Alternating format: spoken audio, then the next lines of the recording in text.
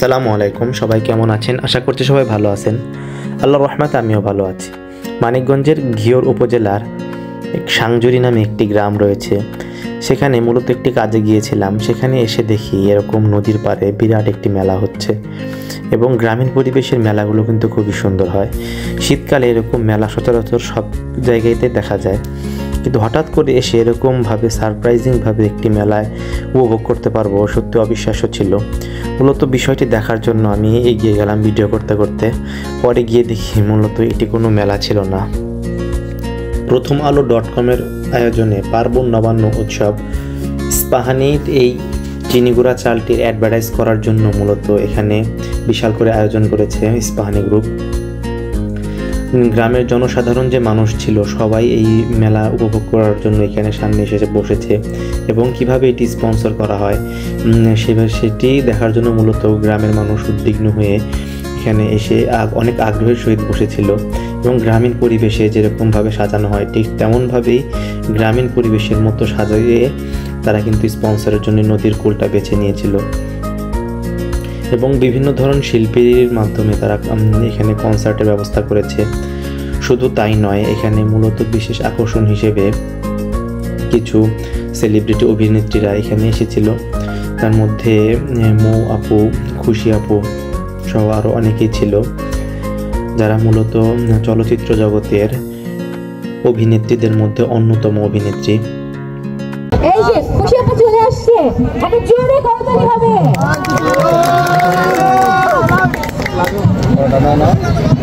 কেমন আছেন সবাই? হ্যালো, আরো যারা শুনতে চাই কেমন আছেন সবাই? আসসালামু আলাইকুম, আসসালামু আলাইকুম, আসসালামু আলাইকুম। আমি জানি এখানে অনেক মানুষ আমার নাটক দেখে। অবশ্যই অবশ্যই অবশ্যই। থ্যাংক ইউ, সেই জন্যই কিন্তু আমি কষ্ট করে আসছি, কারণ যাতে আপনাদের সাথে আমার দেখা হয়।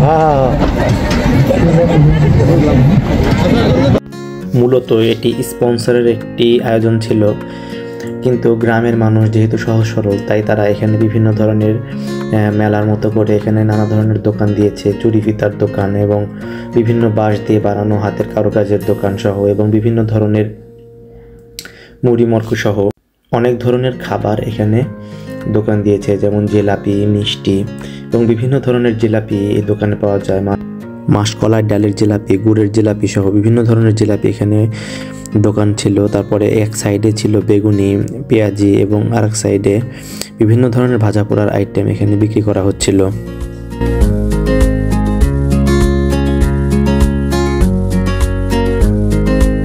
অন্য পাশে বিভিন্ন বাচ্চাদের খেলনার দোকান, বেলুনের দোকান সহ বিভিন্ন ধরনের দোকানপাট কিন্তু এই নদীর পাশ দিয়ে এখান দিয়ে দোকান দিয়েছিল সবাই গ্রামের সাধারণ জনগণেরা।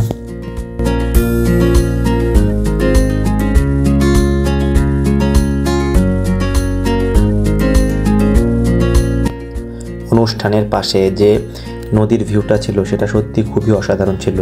নদী অন্য জায়গার ভিউয়ের তুলনায় প্রাকৃতিক সৌন্দর্যের ক্ষেত্রে কিন্তু বাংলাদেশের নদীর ভিউগুলোই বেশি সুন্দর হয়। যেহেতু আমাদের বাংলাদেশ নদীমাতৃক দেশ, তাই এখানে নদীর পাড়ের এলাকাগুলোই বেশি সুন্দর হয়। এবং এই স্টেজের পাশে এক জায়গায় প্রচণ্ড ভিড় দেখতে পেলাম। সেখানে একটু এগিয়ে যাওয়ার পরে দেখতে পেলাম যে এখানে ইস্পাহানির যে চায়ের একটি আইটেম রয়েছে, এখানে কিন্তু ফ্রিতে সবাইকে, গ্রামের সরল মানুষগুলোকে ফ্রিতে চা খাওয়াচ্ছে। বিশাল একটি সিরিয়াল এখানে কিন্তু দেখতে পাচ্ছিলাম আমরা। গ্রামের ছোট বড় সব শ্রেণী পেশার মানুষ এখান থেকে চায়ের যে স্বাদটা সেটা উপভোগ করছিল। এবং স্পন্সরের একটি প্লাস পয়েন্ট কিন্তু এখানে এই চায়ের মাধ্যমে তারা অর্জন করতে পেরেছে। বিশাল একটি সিরিয়াল এখানে, তাই আমি একটু এগিয়ে গিয়েছিলাম যে গ্রামীণ পরিবেশে সাধারণ মানুষের কিছু খুশির মুহূর্তগুলো ক্যাপচার করার জন্য।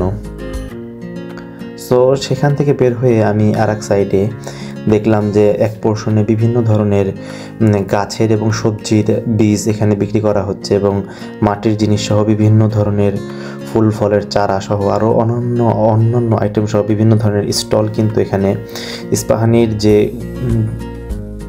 কোম্পানিটা রয়েছে সেটি এখানে সব ধরনের জিনিসপত্র কিন্তু তারা স্পন্সর করার জন্য এখানে এনেছে। সো আজকের ভিডিও এই পর্যন্তই।